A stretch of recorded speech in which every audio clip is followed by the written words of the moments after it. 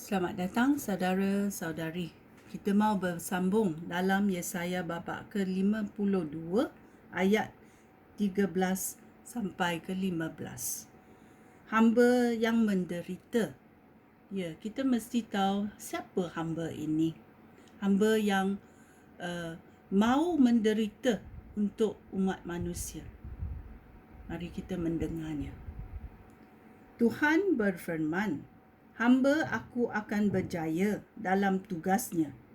Dia akan disanjung tinggi. Dahulu banyak orang terperanjat melihat dia, kerana rupanya dicacati sehingga tidak lagi seperti rupa manusia. Tetapi sekarang, bangsa-bangsa hairan melihat dia. Raja-raja terpegun kerana kagum.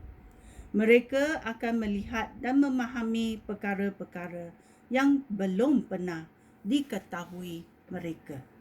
Ya, kita bersambung dalam Yesaya 53. Bangsa itu menjawab, siapakah yang percaya akan laporan kami? Kepada siapakah kuasa Tuhan dinyatakan?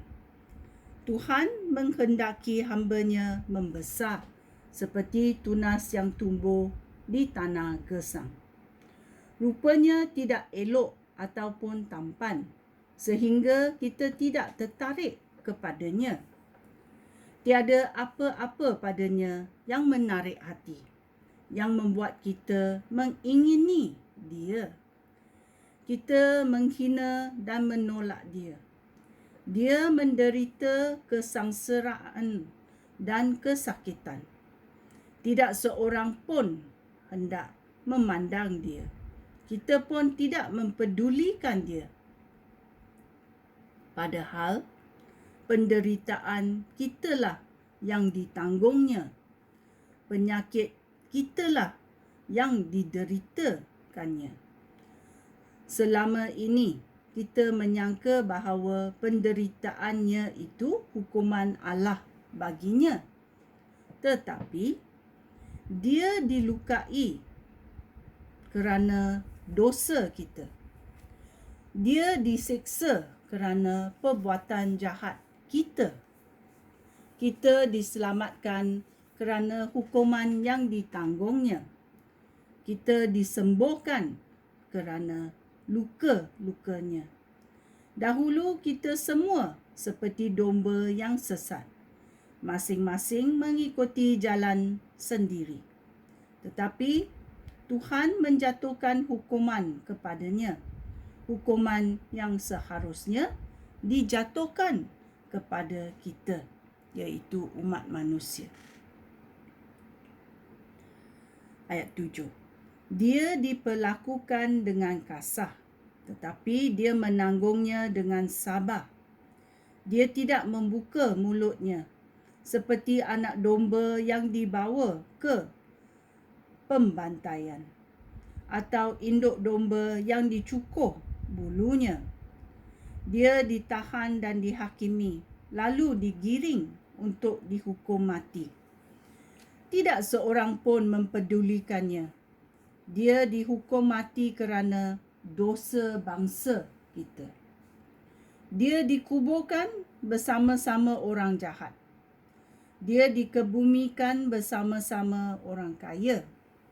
Walaupun dia tidak pernah melakukan jenayah dan tidak pernah berdusta. Ayat 10. Tuhan berfirman, penderitaannya memang menurut kehendak aku. Dia menyerahkan nyawanya sebagai korban bagi pengampunan dosa. Oleh itu, dia akan panjang umur. Dia akan melihat keturunannya dan melalui dia, maksud aku akan terlaksana. Selepas penderitaan, dia akan bersukacita semula. Dia akan tahu bahawa penderitaannya tidak sia-sia. Hamba aku yang setia dan yang aku perkenankan akan menanggung hukuman banyak orang. Dan kerana dia, aku akan mengampuni mereka. Amin. Oleh itu, aku akan memberi dia kedudukan yang mulia, kedudukan di kalangan orang besar dan kenamaan. Dia rela mengorbankan nyawanya dan dia dianggap sebagai orang jahat. Dia menanggung dosa banyak orang dan berdoa agar mereka diampuni. Ya. Siapakah dia? Kita mesti tahu ini adalah Yesus Kristus yang mengorbankan dirinya supaya kita dapat berdamping kepada Allah yang Maha Kuasa. Kerana pengorbanan Yesus, darah Yesus menyucikan kita supaya kita boleh berbalik kepada Tuhan. Ya, ini adalah Yesaya babak ke-53, hamba yang menderita. Sekian, terima kasih. Shalom.